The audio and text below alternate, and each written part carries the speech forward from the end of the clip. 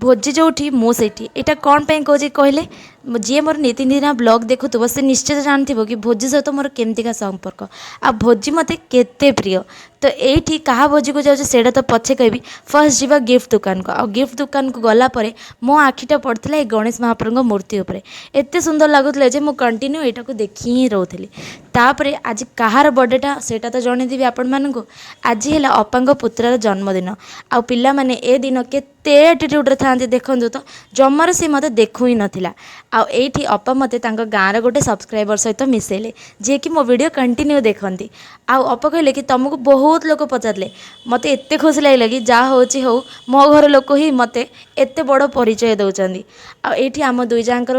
मन खुला गपसप नहेले भी टिके गपसप है मुझे बाय बाय कहीकि पलि आसली। आज आम घर गणेश भी विसर्जन हो जाती मो राखी गिफ्ट मिल नाला तेणुक आज मिलला आ देखते तो चलते लाभ